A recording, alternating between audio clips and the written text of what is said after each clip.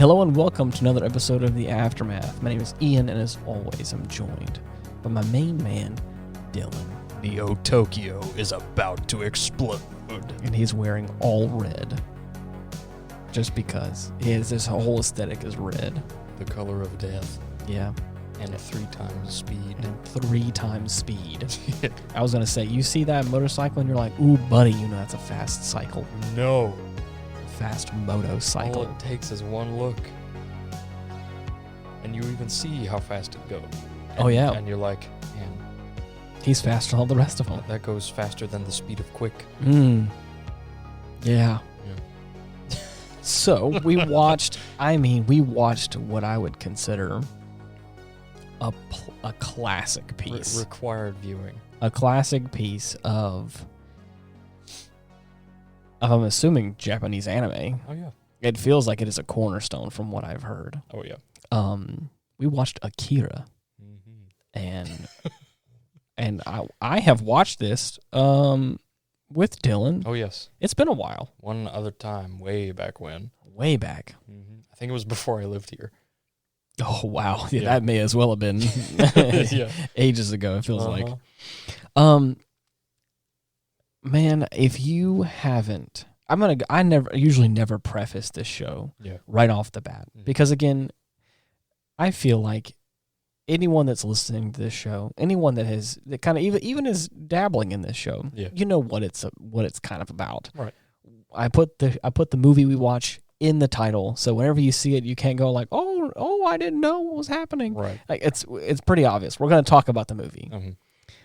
Sometimes there are movies where you can watch them, or you can listen to us talk about them, and you can have fun either way. And it won't do it justice. Sometimes, again, our kind of funny banter won't really do it justice. It defies explanation. And there has been a few movies that I feel like I could say that for. I feel like Gunbusters kind of in that camp where it's like it's just so pretty and hard to just put into words.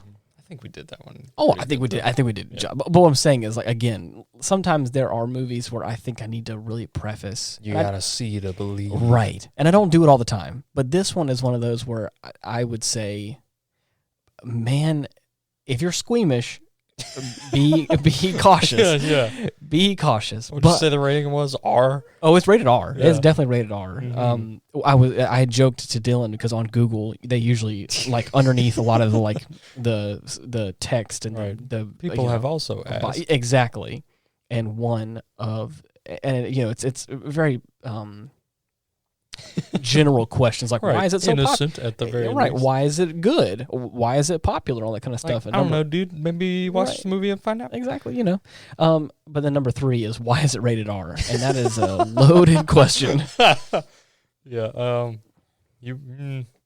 But the thing is that it is still animated well, and it has such extremely well. It meticulous. I mean, it has such good colors and like a really interesting story that I feel like that's not even the whole story. I know, but like just for this film, it has this very like cyclical nature. Yeah, where I don't want to spoil too much right off the bat, but like we really start where we really end where we began, kind of almost, which is kind of interesting. But anyways, to finish up the original comment I was making, if you have the ability to watch it, I would really recommend it. It is as soon as possible. It is beautiful, and it is a staple, to be sure. There's a reason why it's as hype as it is, especially if you like any kind of Japanese culture or anime in that regard. It is. If you haven't watched it, it has my seal of approval. Yeah. So, back in 2019. Before World War III. That actually may be the last time we watched this film. Oh, God. Because... Oh, yeah. I remember because we made a big deal out of it. Yeah. It's like, oh, shit, that's happening right now. And I think also, because, again, I think you moved in after the pandemic had started. Yeah. So that's... Oh, my God. That tracks out. So it's been... Oh, buddy. Yeah. It's been time. When you say it has back... been several times. Several times. When you say back in 2019, it has a double meaning there. Oh, God, you're right. So, yeah, back when we experienced this in Tokyo, You remember. You were there. Right. Yeah, I was there. I saw it.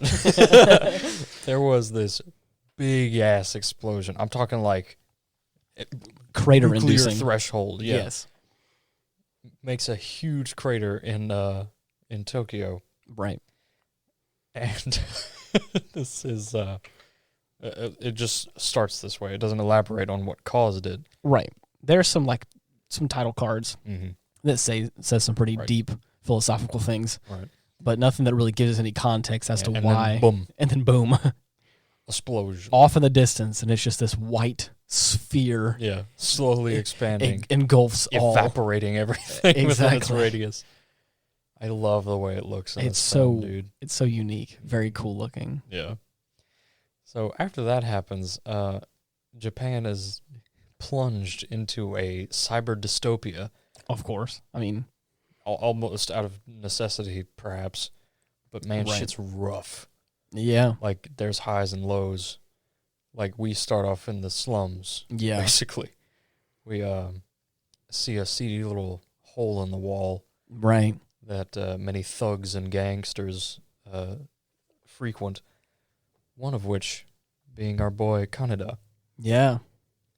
Got a real sick jacket. Oh, buddy. A little pill on the back. Yeah. It's one of my favorite designs. And I think or doesn't it say good for health, bad for education? Yeah. Yeah, I love it. In like a circle text, like on top it says good for health, and on the bottom it says bad for education. It's hilarious. Love it. But it's got a little cartoonesque like blue and red pill on the back. It's a red jacket. Super cool looking. We find out he's part of a biker gang. Yeah. But this is no ordinary biker gang. No.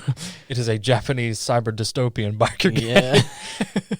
Which is only slightly more violent than your run-of-the-mill biker gang. Especially in this, like, almost, like you said, dystopian cityscape. Yeah. I told you, or I said to Dylan before the show began, it has this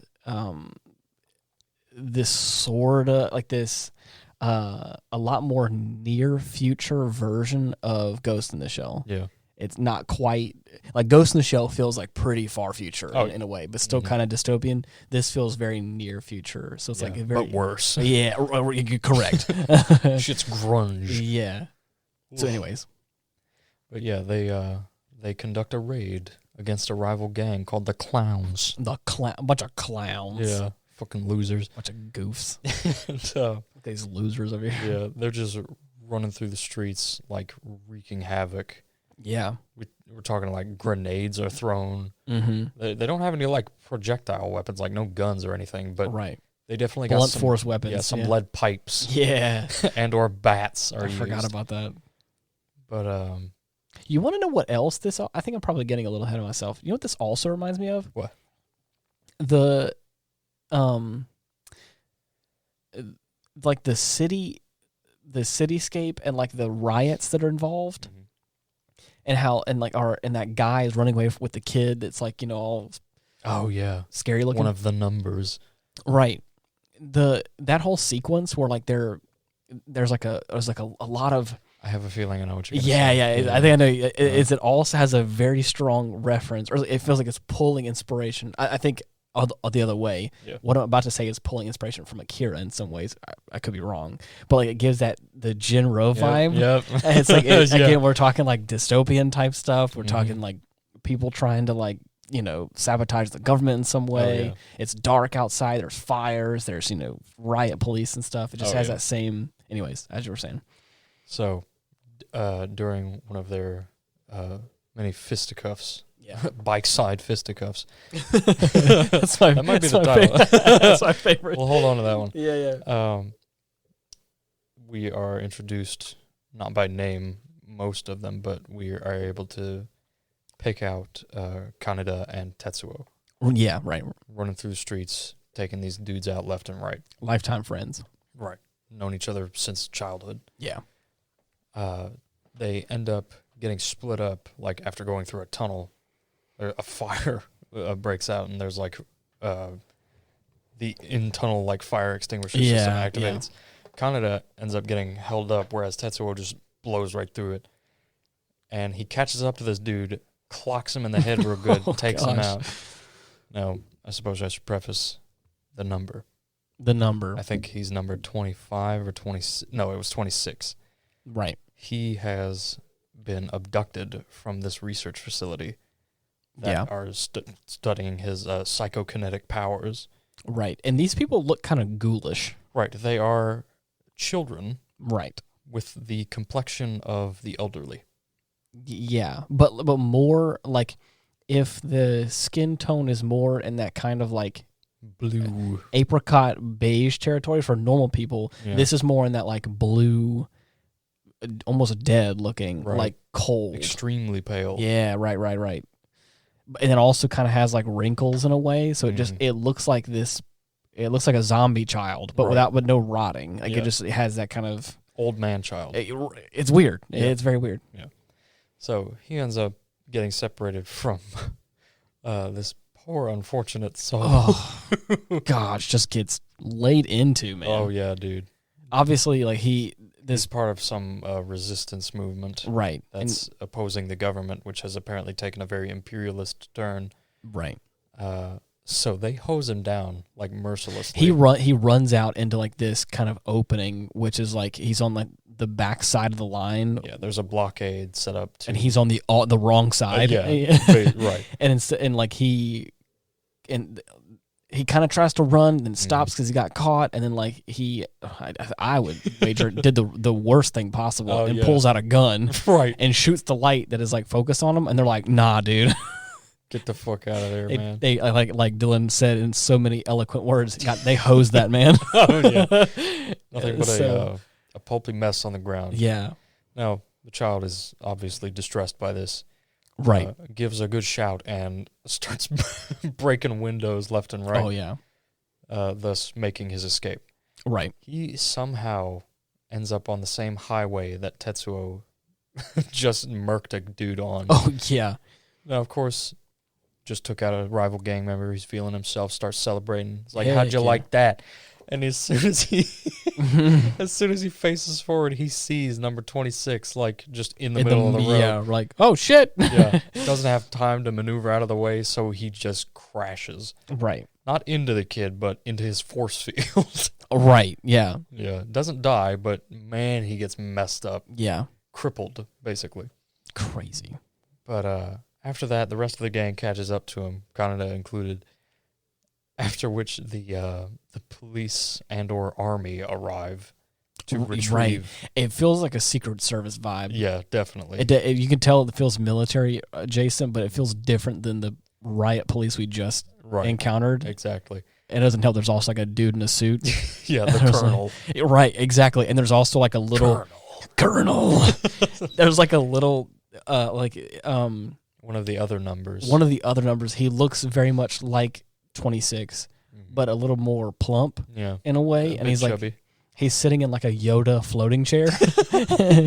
And you're like, oh, so there's some funky mess happening here with all of this. Communicates with 26, letting them know that they've come to get him and take him home.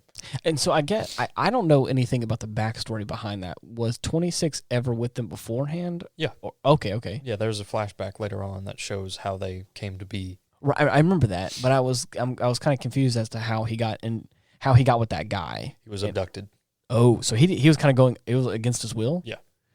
Ooh, shit, that's messy. Yeah. I see now. Okay, that makes it a little more. So he should be. I guess he's kind of relieved. I guess in a way.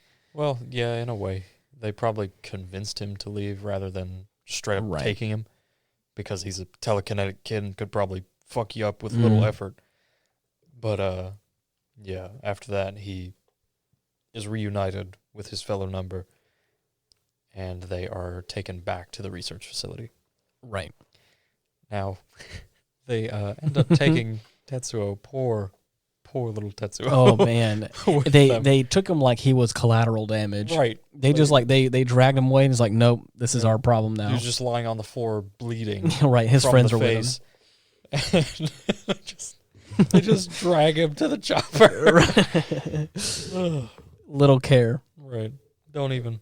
And I think they like interrogate his friends, and they start asking questions along the lines of like, nah, they're not. Right. They're not the ones. Mm-hmm. They're not the guys. Nah. Couldn't be. Right. Just a bunch of lowlifes. Just a bunch of biker gang kids. Yeah. So after that, like before the next people can be interrogated, there's this fucking dude who pulls out a grenade. Oh like, my God. in the middle of the hallway. Yeah. And just We're in this like interrogation room, and they're kind of like going through all like the different like teams of biker gangs and stuff. Right. And this one antsy dude just couldn't keep it together. Pipes up, pulls out this freaking grenade, and, you know, everyone's panicking, like, everybody run! Yeah. Holy crap! And Turns then, of course, out it's a dud. Right. And then he gets thoroughly beaten. Like, kicked in, yes, dude. by all the rest of the gang members that are, you know, obviously pissed off that they thought they were about to die. Yeah. They all get there and, of course, beat the shit out of him, like, you idiot. Yeah. Now, after the officers have had their fill of shit kicking, yes, they just say, "Oh, the rest of you are free to go." It's whatever for no discernible reason. It's like, okay, I got to beat somebody up. I'm good. You know what? I'm just tired now. Right, that was my quota. I'm done. Right. So they're free, back on the streets, left to wallow in a vocational school. Right. Which, man, is rough stuff. Oh, that place is just like it's done. Like there's nothing going on there. It looks like the back alley. It is a classroom. It looks like the back alley of like a scum area. Yeah. It's like, oh man, it's just like you have entered scum area. Yeah, there's just like there's trash, there's graffiti, there's just like none of the chairs are taken care of. Like the teacher's trying his best to like teach, and no one cares. Nothing's working. No. Yeah. Oh man, what a crazy like opening sequence of this film. Or we get a lot of information, and not only that, the soundtrack is awesome. Every step of the way. So good. This soundtrack is just hitting on all cylinders. It's the best. It has a really cool vibe. Again, like I told Dylan before, I think the reason why I felt like it gives me this kind of Ghost in the Shell vibe is because of the fact that a couple of tracks that we hear in the beginning of the film has this kind of like tribal kind of like we got old school percussion in there. Right, old school percussion, some like vocal like sounds and stuff or whatever, which kind of has that same Ghost in the Shell vibe. It just feels it's like that. Some stuff you would hear around a Neanderthal's campfire. Yeah. Interesting. I love it. And so it feels so separate from what we're watching in a way, which is super cool because we're watching these like fast motorcycles and these cool colors and stuff. And nice city lights, metropolis in the background. Yeah. Super cool. Searchlights, 3D advertisements everywhere. That iconic shot during the chase, whenever of course, Kaneda slides on his bike.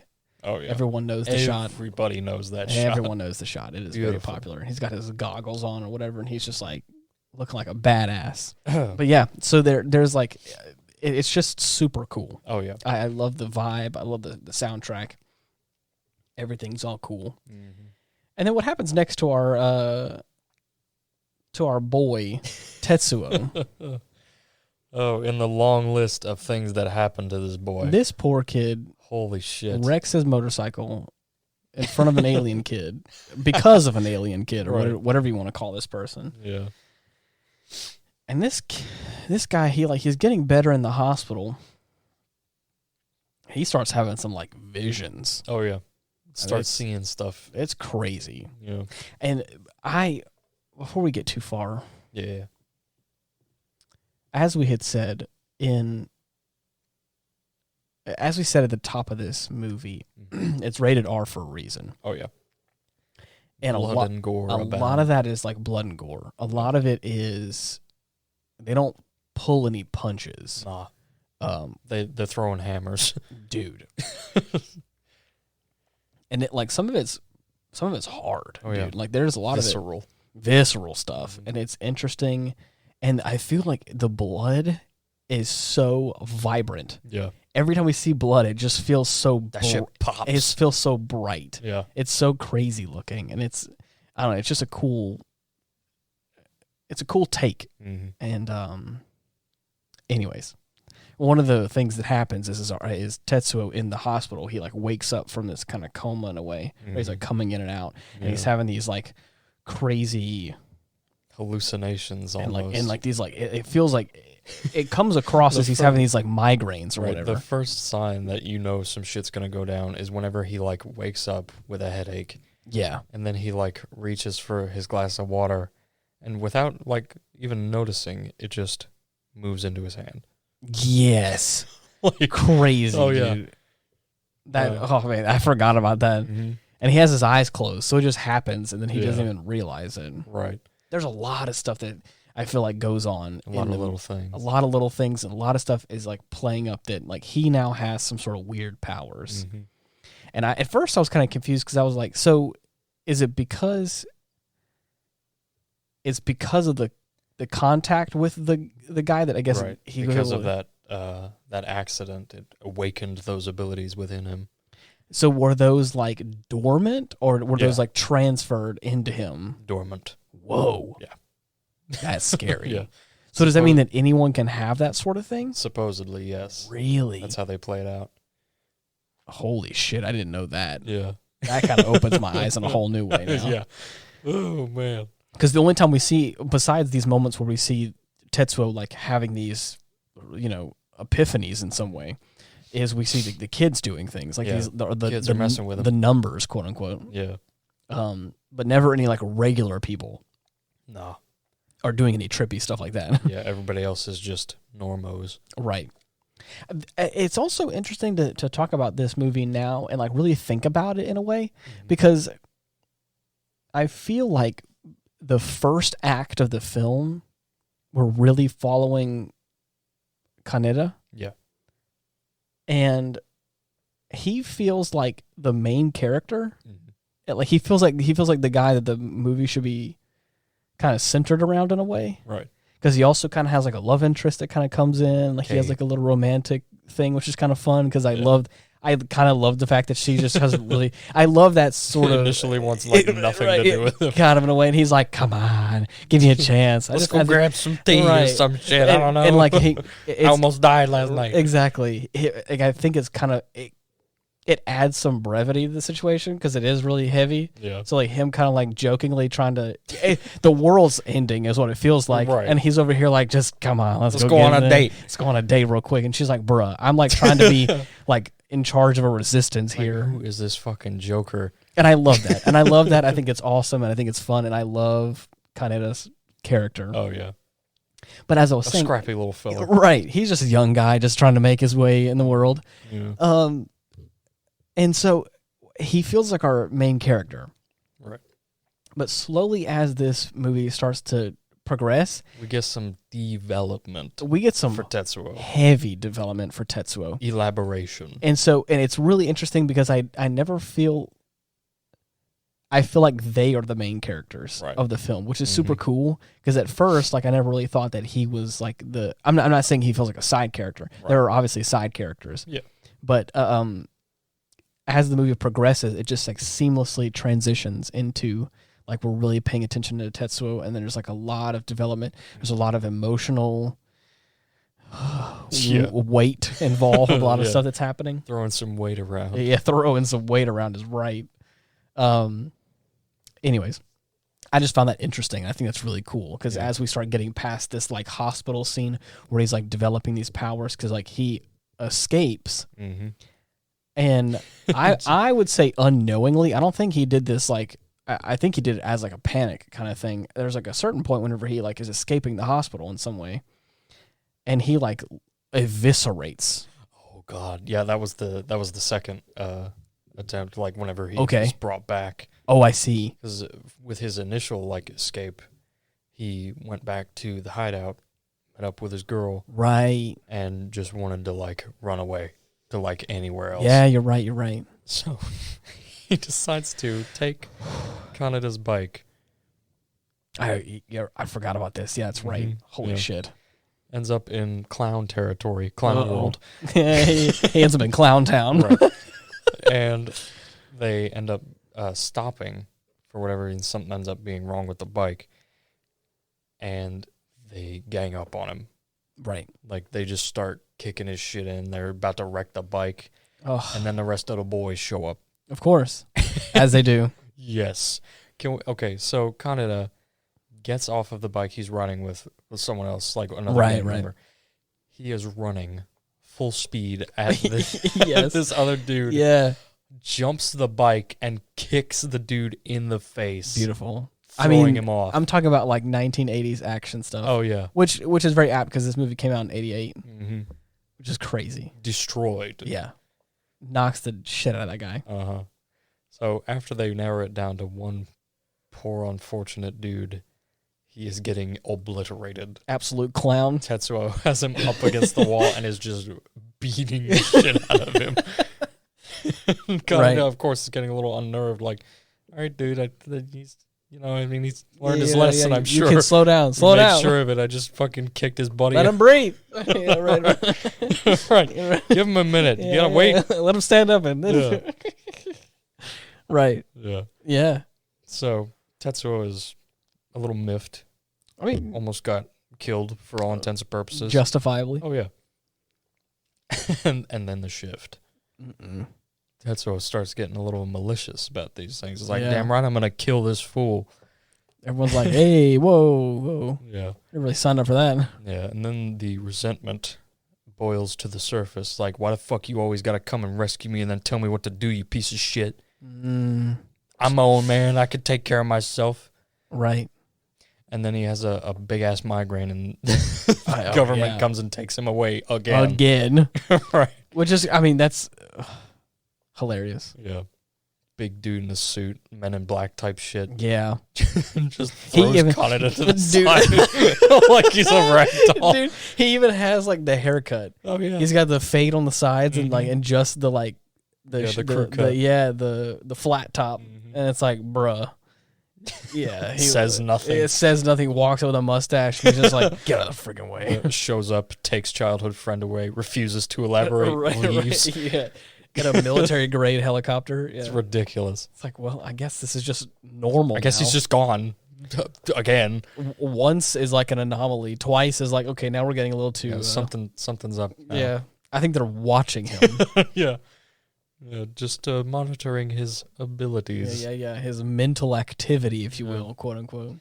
Yeah, this Albert Einstein type dude is just chilling out in the truck, monitoring his brain waves and psychic patterns. Dude, he like gives me the creeps. He's crazy. He gives me the willies. Yeah.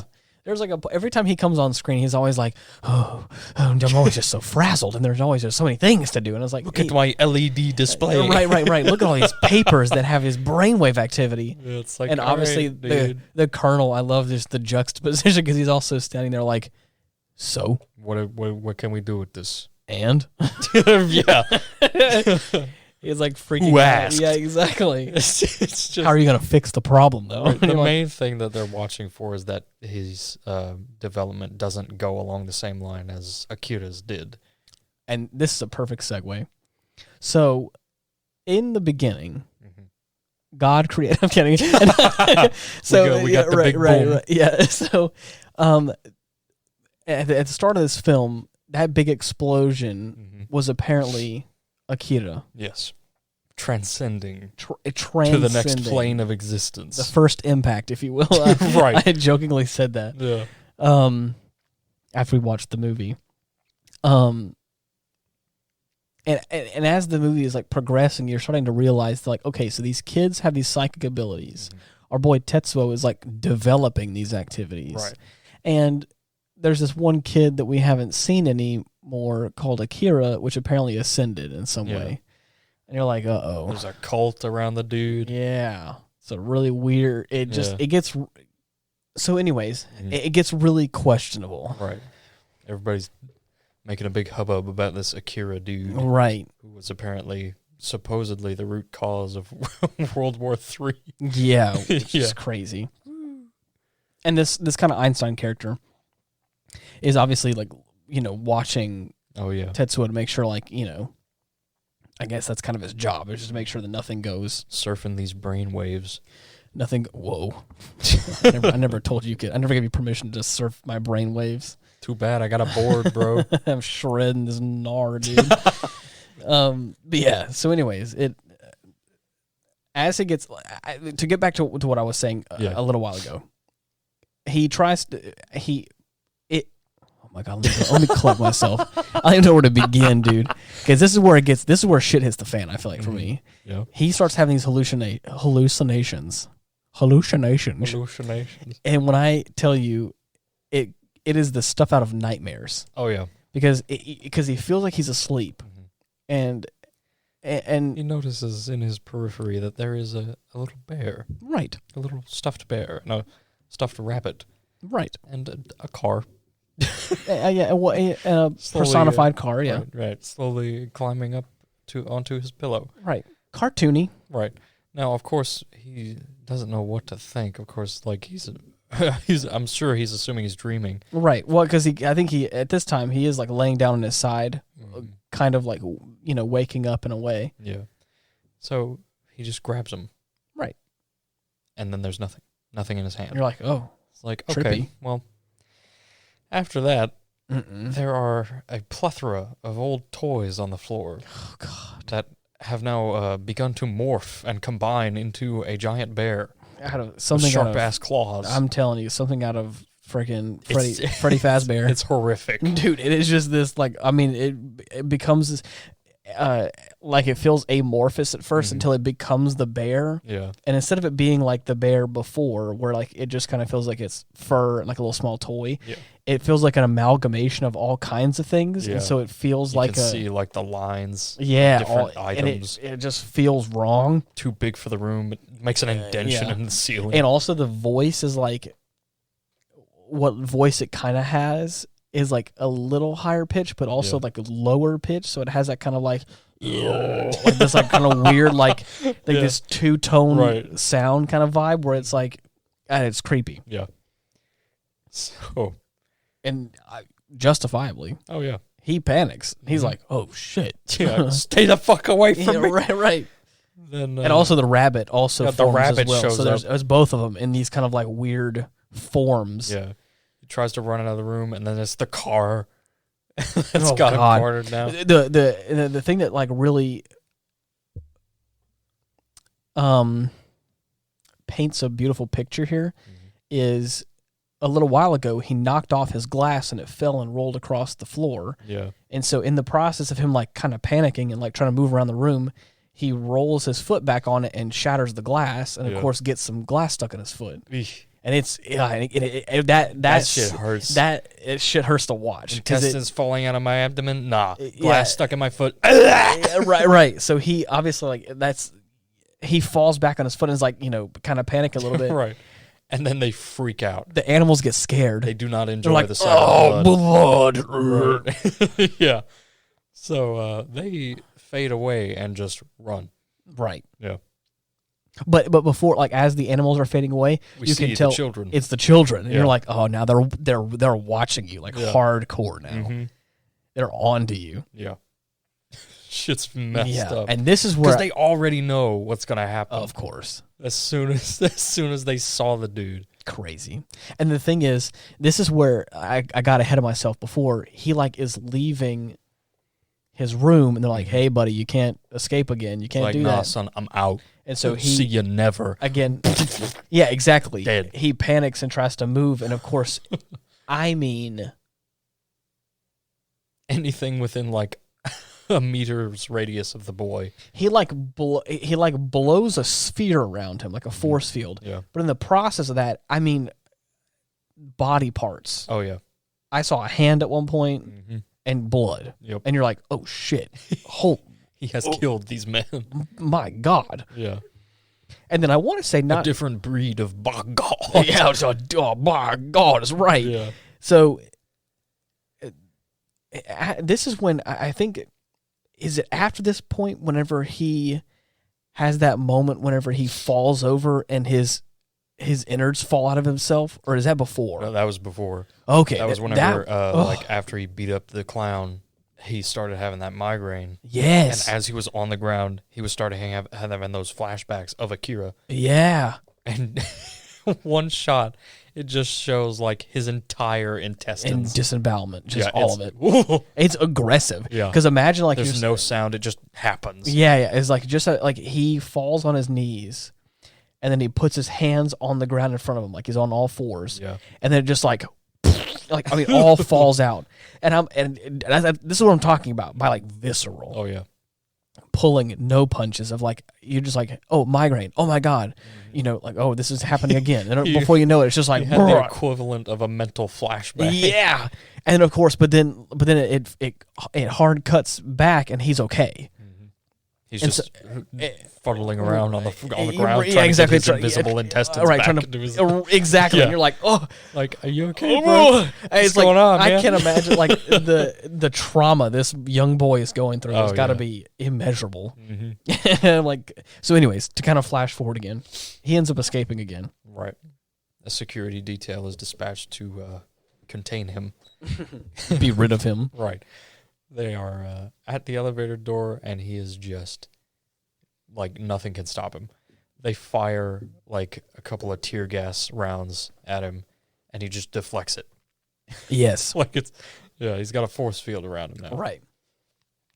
So, once he sees that that's not doing anything to him, he starts getting ideas. Like, I can just waltz right out of here. You guys can't stop me. And so he just kills them. Yeah, right. He just kills them all. Yeah. And crazy. is now running amok in the streets. It's messy. Yeah. One of my favorite bits is like after he went back to their hangout, the bar.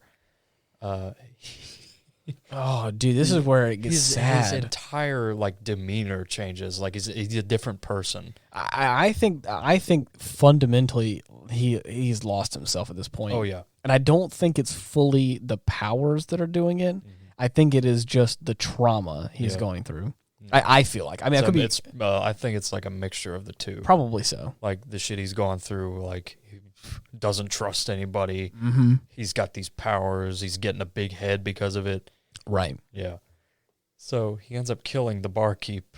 Oh, and that's so sad, dude. Yeah. A couple of his old gang buddies walk in. Yeah. See the place is wrecked. Right. They're like, what the hell happened?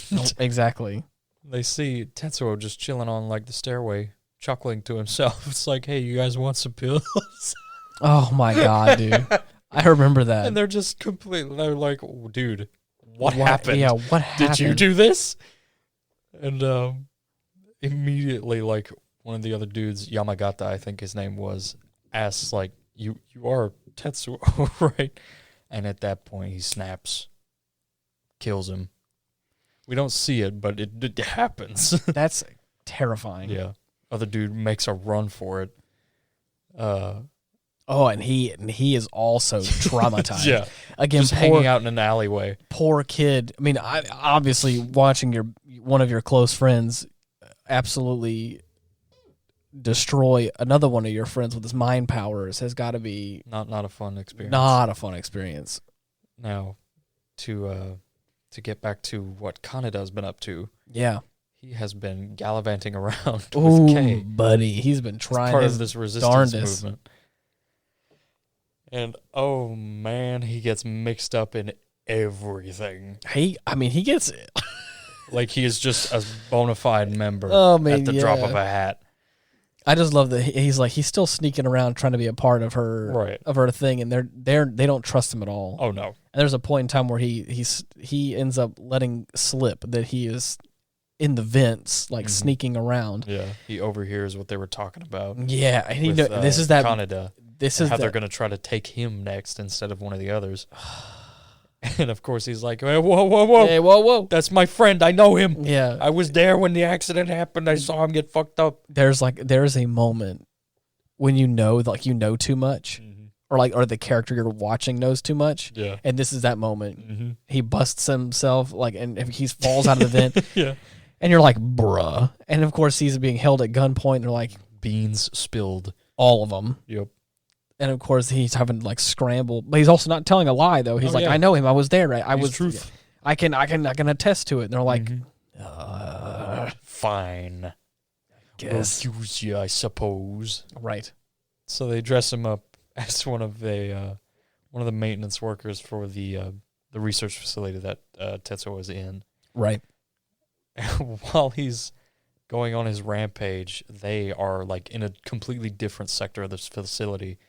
They've hijacked one of these hovercraft with rotary guns mounted on them. And then this is also like it's so visceral. Mm-hmm. This whole movie and like these little snippets out of nowhere is visceral. Yeah. And there are, in this sequence specifically, they're in like a sewer. And there's one in particular where they're trying to like get away or hide. Yeah. And they have to go into the mucky water. Yeah. And there's like there's one shot with a rat that has like maggots all in its stomach, like it's like floating on its back. and Kaneda is like, oh God, I can't. And he's like, oh, this is nasty. Yeah.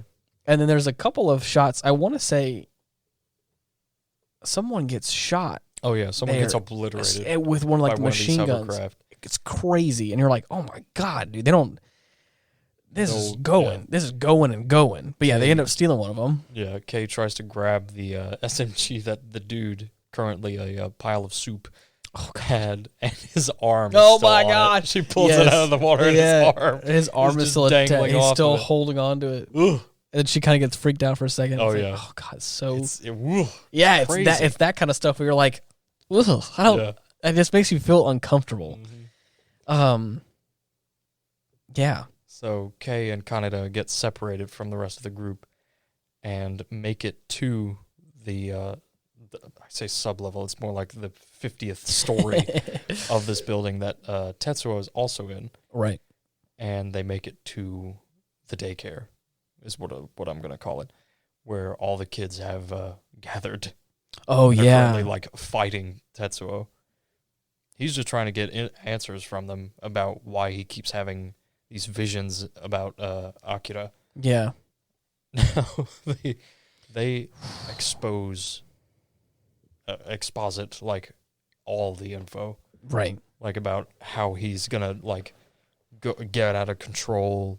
There's gonna be a giant explosion like there was back in 2019 that we were there for, by the way. Yeah.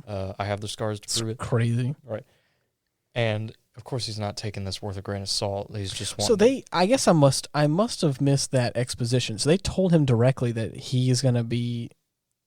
Yeah, you shouldn't be using your powers like this. If you do, this is what's going to happen. Really? Yeah. Okay, I guess I must have glossed over that section. Yeah. Holy shit! The colonel, our military man that we've been following, ended up going to the third number that we've seen. I think her name was Kyoko. Yes. She has this clairvoyance ability. Right. She can see visions of the future, one of which being this second catastrophe that is up and coming. Right. So after he finds that out, he starts like getting everything into gear. Like, I have to prevent this as by any means necessary. Right. And then we get this ramshackle, like, disgrace of a meeting where a bunch of these useless politicians and corporate heads. I mean, it just feels scummy. Right. He's the only one there that is making any sense and is trying to do the right thing. Correct. And they're just shafting him like it's nothing. Yeah. They're all talking over each other. Doubting his words. Like, like constant infighting, too. Like, you would hardly consider this a meeting. Right. As opposed to just, like, a fight in a sand pit. Exactly.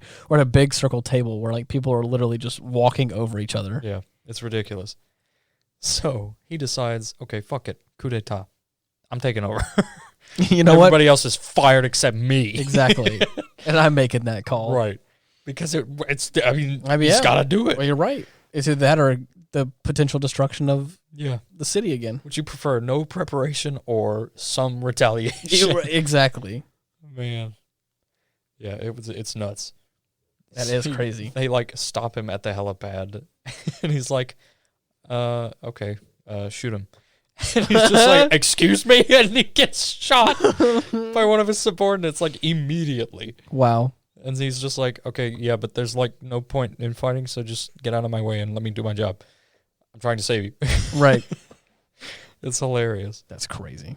So as he begins preparations, Tetsuo has escaped after a brief second reunion with Kaneda, where they come to vocal blows. Oh, dude! Like he's just throwing it all out there. Like, you little piece of shit, I don't need your help anymore. Yeah, he feels like such a different character. Right. Like, just a very egotistical scumbag. And he also feels like his hair is frazzled and like his eyes are more sunken into, so like he just looks unwell. Oh yeah. Now Tetsuo, that meaning. Right, yeah. Now after his escape, he finds out that he can fly. He finds out where the remnants of Akira are from Kyoko after she tries to like talk him down. Right. And he just thinks of the location and is flung out the window. Oh my god. Yeah. And is just on his way. Yeah. Now, the colonel has these military blockades set up. He's got like tanks, he's got helicopters, not doing a damn thing. He's ready for anything. Or he's about as ready as he can be. Right. The first shot we see of Tetsuo's rampage is a helicopter that is careening into a building and exploding. Yeah. After which you see him walk through the wreckage. Gosh. Like a super villain. Yeah. And the armor division that he's got, like a column of tanks out on the road with a few infantry. They're like, are we actually going to shoot this guy? Yeah. He's just a kid. And then they see what he can do. And they're like, oh, shit. Right. He rips up a dress out from one of the shop displays and ties it around his neck like a scarf. Yes, I remember. He's got a cape. He's got a red cape now. Very aesthetic looking, may I say. Oh, yeah. So the tank crew just says, fuck it, and decides to just throw around his way, see what happens. Yeah. And it stops midair and just explodes. Again, we see him walking through the smoke cloud. Yeah. And he's like, oh, okay. I see what we're dealing with here. Superpowered child. Got it. Not just an ordinary child. Right. The only effective counter to an armored tank. Right. Who'd have thought? Yeah. So he starts tearing into him, of course. Right. Like obliterating everything in his path. He's able to make his way to the underground vault that they have sealed. And they also have like it cryogenically frozen. Oh, yeah. Which is kind of crazy. Yeah, apparently it's got to be kept below a certain temperature for whatever reason. We don't know. But yeah, they have him like the remnants of the autopsy that was conducted. Yeah, it's just bits and pieces of him. Right. His eyeballs, I think it's like his anything heart. That was left over after the tests were conducted. Now, of course, this confuses him. Like, he was expecting to see a person. Right, of course. And he's just like, what the hell is all this? And the colonel gets over the megaphone and is like, okay, do you get it now, you little bastard? Now come back to the fucking research facility before you cause any more harm. Right. And he's like, nah, I'm good. I don't care anymore. I'm just going to do whatever I want.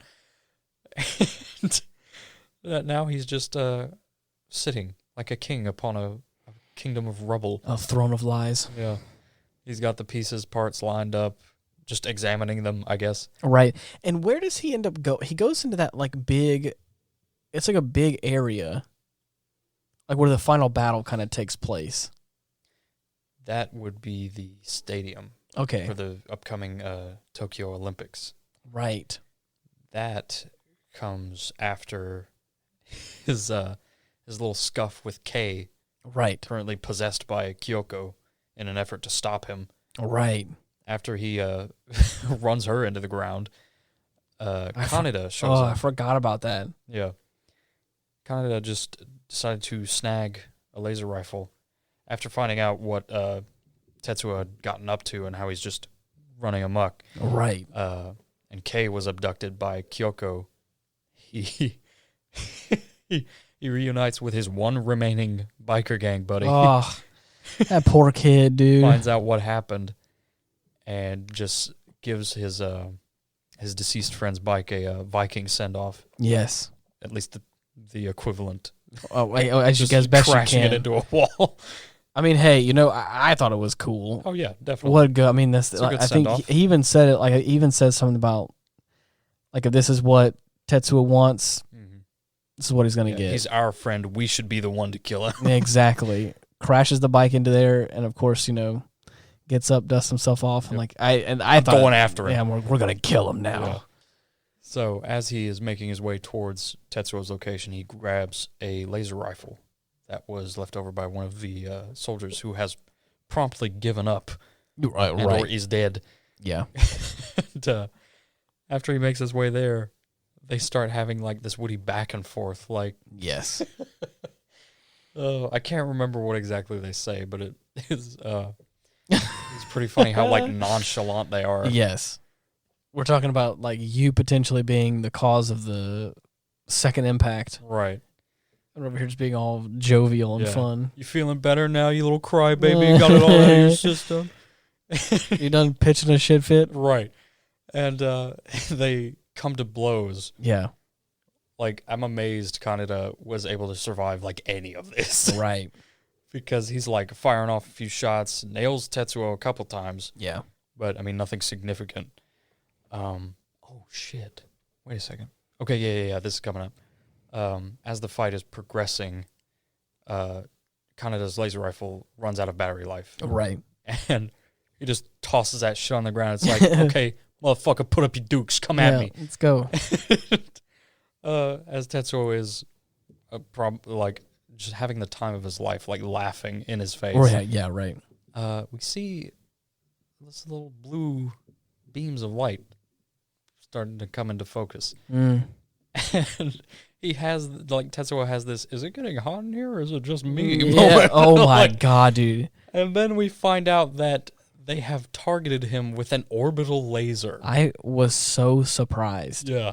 I forgot about that from our first viewing, but whenever I saw the lights kind of trickling down, I was like, I forgot about the orbital laser. Yeah. You're getting bombarded, bitch. Oh, yeah. He gets nailed. Yeah. Like, right on the head. Next time we see him, he is alive. Yeah. Of course, but he's down an arm. Yes. Loses an arm.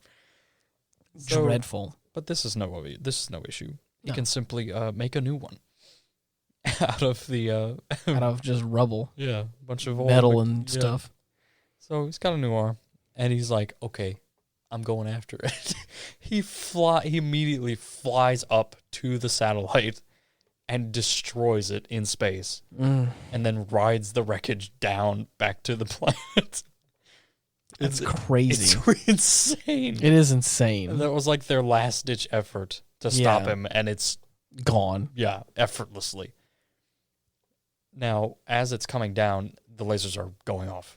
They're like firing indiscriminately. Right, yeah. It is a disaster. A catastrophe of the highest magnitude. I had made a joke after he escaped and the colonel, like, talk to him with the megaphone and is like, nah, I'm gonna do whatever I want. It's like, okay, I'd like to motion for DEFCON 1. Yes. God, that's exactly what it feels like. Let's just throw it all. That thing we haven't used in a while, let's go ahead and break that out real quick, see if it works. The just-in-case measure we have, it's time. Right, yeah. Break in case of shitty teenager with psychic powers. In case of Akira, too. Yeah. Right. Now... Oh, didn't they have multiple of them? Was it just one? It was just one. Okay. There were multiple lasers. I see. But they had focused them all into one beam. I see. For like a targeted strike on his location. Right. And man, after that kerfuffle, Tetsuo decides to take a little breather and head to the Olympic Stadium. Right. Just takes a seat on his throne of nothing. And man, this is where it gets rough. It's crazy. This is hard. Yeah. This is where I feel like I said before, this movie has like been guttural. It's been gory. It's like it has not been holding back anything in the by no means in the aspect of like gore and blood and like what you'd imagine like fight sequences to look at. This is the first time where it transitions from like what I would say like a thriller action movie to like a body horror. Yeah, definitely. I feel like it keeps like sprinkling in little ideas of that with like him losing his bowels and like that guy getting shot in the head and like things like that, like these kind of gory moments. Oh yeah. But it all culminates at this one moment. He sits on his throne of lies. His little lady friend is able to find him, and he's at the end of his rope. Like his head is killing him. Yes. Like, some shit's gonna go down. The Colonel, being the man of action he is, right, decides to make one last effort to nip this in the bud. Right. Even though it's fully bloomed into a fucking rose of death. It has definitely escalated to this moment right now. Yeah. In for a penny, in for a pound. Yeah. I gotta shoot this kid in the head. And so he walks up to Tetsuo and is like, hey, dude, how you feeling? You want to come back with me to the research facility and we can try to fix you up? Now, of course, no. Doesn't want to. No, of course not. So I was like, okay. Reason has gone for him. Right. Colonel pulls out the gat and is like, shame. Yeah. And he takes aim. Sucks to suck. Right. And the fight begins. Yes. Tetsuo's arm, after taking a couple hits, like, he is flung. Like, you'd think he was using, like, a Desert Eagle with how far he sent this kid flying. As he is on the ground, writhing for a bit, he, like, starts to get up, and then you see his arm just, like, fall onto the ground. Yeah. Is now grown and misshapen with bits of flesh in there now. Oh, gosh. And he just throws that shit at the Colonel. Almost gets him. Yeah. But then Kaneda shows up with a fully charged laser rifle and his bike. Hell yeah. And he just, like, goes ballistic. Lets him have it. Mm-hmm. Now, after a few shots are exchanged, he's able to, like, hit Tetsuo a couple times, one in the arm, especially. Right. And, oh, crap. I just remember there was that moment whenever his arm gets fused into the arm of, like, the chair. You see all the circuits, like, start going through it. Right. It's these moments where, like he's almost losing control of his body. Mm-hmm. And in the midst of this, like, fighting and all this kind of stuff happening, there's, like, these moments where, like, his body keeps, like, almost rejecting itself in a way, and it gets really gruesome and very visceral. Yeah. The first time, like, the major change starts to happen is, like, his body is just undergoing, like, exponential growth. Yeah. Like, and it's hard to say this.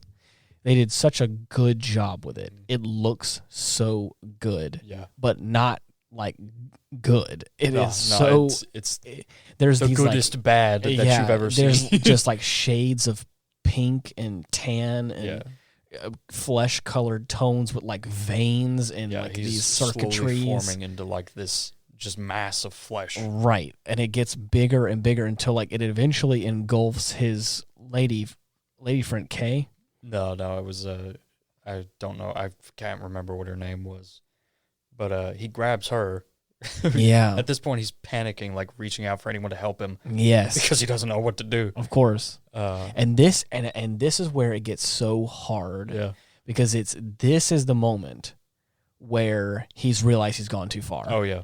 And it's so pivotal because there's a lot of these moments where some of these times where, like, the villain character, you know, may go too far and will double down and just go, like, whatever. Right. But then there's this other camp where, like, the person knows they've gone too far. And what is happening? And it's that this is not just a circumstance of, like, I made a wrong decision.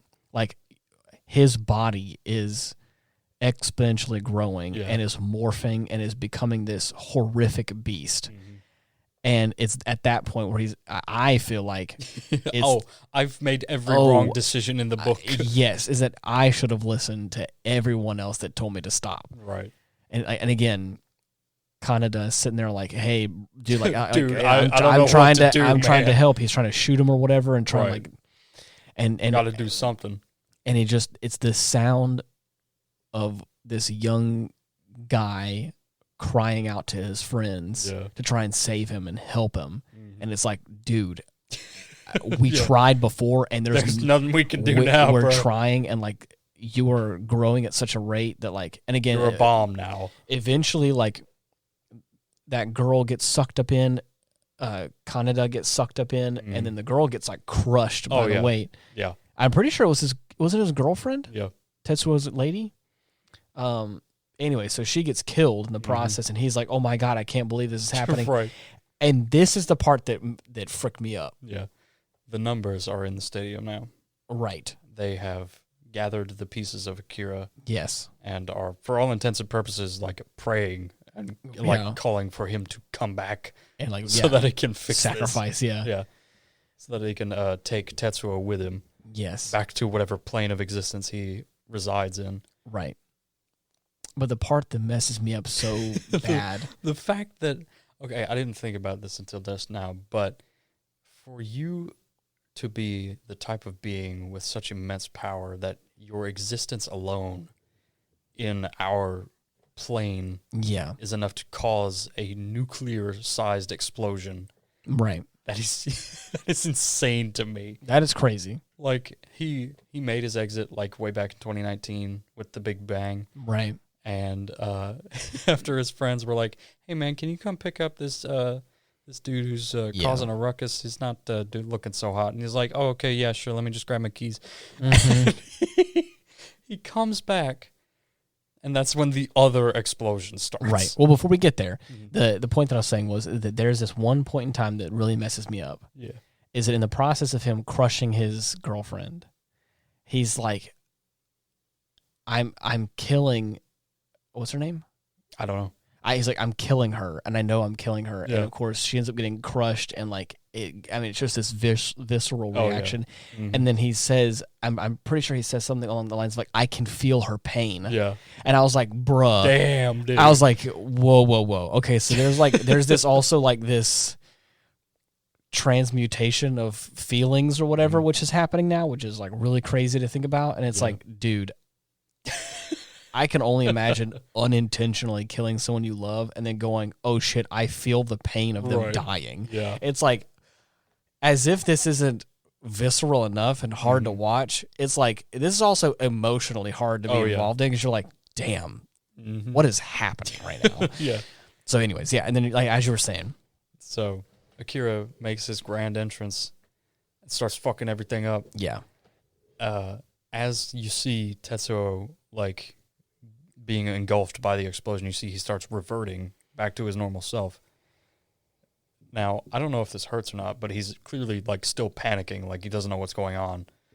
Yeah. So Kaneda, trying to help him, like, runs up to him like, dude, and then he's like, dude. Right. It's just, Tetsuo grabs him and, like, takes him into the explosion with him, after which the numbers are, like, going to make an effort to work together to save him from this horrible fate. Yeah. So they use their combined powers to protect him from the effects of this explosion. And, man, let's talk about these flashbacks. Oh man, there's a lot of great flashbacks that happen at this point in time in the movie. It's that it feels like everything's all over with. It feels like we lose our main character, Kaneda. We lose Tetsuo, like, for sure. The colonel has been teleported away. Right, by the kids to safety. Yeah. And then the numbers are able to apparently get Kaneda back by, like, all banding together. Like, we may not be able to make it back, but we can get him back. Right. It's kind of how they were phrasing it. Mm-hmm. And so, like, we're getting this, like, pseudo conclusion to the film where we're like, we don't know if our main characters are both dead. Right. We don't know if one of them's going to make it out. And then, of course, Kaneda's able to make it out. And he's having all these, like, he's, like, in this other dimension. Right, he's floating through the explosion itself. Yeah, and it's, like, and it feels, like, all whooshy. And there's, like, he's on a platform. And he's, like, there's buildings and just, like, debris. And it's, like, what is happening? Mm-hmm. And then he's having these flashbacks where, like, he gets to see Tetsuo's memories of, like, first arriving to the orphanage. Right. Ugh, dude, it hits so hard because this is where you realize, like, they have been lifelong friends. Oh yeah, or not, or childhood friends that were in similar situations that got to grow up together and got to be friends with each other whenever there was bullies or whatever you may say. People were just picking on poor Tetsuo like it was nobody's business. Right. And it really gets to show you the complex that Tetsuo had in a way towards life, I think. the one that sticks out to me is whenever he's like in the park at the water fountain, and he's like washing his face off after he got like beat up and stuff. Right. And little Kaneda walks up to him with a toy, bloody nose. Yeah. That was taken from him by the bullies. And he's like, "Hey, this is yours, isn't it?" It was like, I went to get it back for you. Turns out they're a bunch of fucking wimps, but it's okay. They beat me up too. And from that point on, they stuck together. It's crazy, dude. Mm-hmm. So, anyways, I do want to talk about some of these fun facts that we have here before we go. And I know we're this is a long one, but that's okay though. It's a great conversation to have. But as you were saying, this is a great conclusion to this film. We get to see this light fall from the heavens. Yeah, it's this little ball of light that appeared after the explosion was over with, and Kaneda holds it in his hands. And was Kay the girl he was interested in? Yeah. She comes up behind him and is like, "Where is he? Dude. And what's happening, dude?" And it's like, it's all over. Yeah. He went with Akira. And so I didn't realize this. So they're both in a different dimension. Oh no, they're dead, or are they they're on a higher plane of existence. I see. That's what I didn't understand. Yeah, I see now. Mm-hmm. Okay. Now, our poor remaining cast, of which there are 3. Oh gosh, are currently stuck in the now flooded. Wreckage for real. Of Neo Tokyo. Right. But man, there's something like hopeless and yet at the same time hopeful about the way it looks, because you've got the wreckage and like flooded remains of this once bustling metropolis. Right. But you've also got rays of light coming down from the cloud cover. Yes. That just makes it look so good. It looks like it's like an after storm almost. Yeah. It's really cool. Mm-hmm. It feels like what, I know this is going to be very poignant given the location in the United States we live in, like after a hurricane. Oh, yeah. After the storm's over and like the next day, you get to look at the damage sometimes. Yeah. Sometimes it's bad, sometimes it's not so bad, but a lot of times usually there's always like debris, sticks, trash, stuff everywhere. But usually like the next day is always either sunshiny or overcast or whatever. Right. So it has that kind of feeling of like, we're all still alive. Right. We got to keep moving forward, stick together. Yeah. We're here together, and got to make the most of a bad situation. Exactly. Right. Exactly. And that's what that feels like at the end, is a nice, wonderful conclusion. Mm-hmm. I love this film. It was super cool. It's nice. There's a lot of really cool things. Supposedly, it says the movie takes place in the year 2019. It depicts Neo Tokyo building a new Olympic stadium. Coincidentally, Tokyo was scheduled to host the 2020 Summer Olympics, and they did. Yeah. So, how about that? Yeah. I'm amazed they were able to rebuild so fast. A little foreshadowing there. Oh, who am I kidding? They deal with Godzilla all the time. Yeah, it happens. It says the music for the film was completed before any of the composers saw a single frame of the film or even read the script. Jeez. Because of this, it says that the music had to be edited to fit some scenes and to work properly. That's with the film. Nuts. That is crazy. Here's a big one, and this is where I'm not sure. I don't have comparisons, but I'm imagining this is impressive, especially if you know anything about animation. Yeah. It says the movie consists of 2,212 shots and 160,000 single pictures, which is 2 to 3 times more than normal. Oh, yeah. It also uses 327 different colors, which is a record for animated films, and 50 of those colors were exclusively created for this film. Jeez. The reason for this statistic is that most of the movies take place at night, a setting that was traditionally avoided by animators because it had increased color requirements. Yeah. Interesting. Mm-hmm. Just crazy. It is crazy, dude. And it's like phenomenal. Yeah, I loved it. Mm-hmm. Akira also took inspiration from movies that came before it, with some of these cultural influences receiving Easter eggs in the movie. For instance, the computer sound effects that play during Tetsuo's body scan were taken from the computer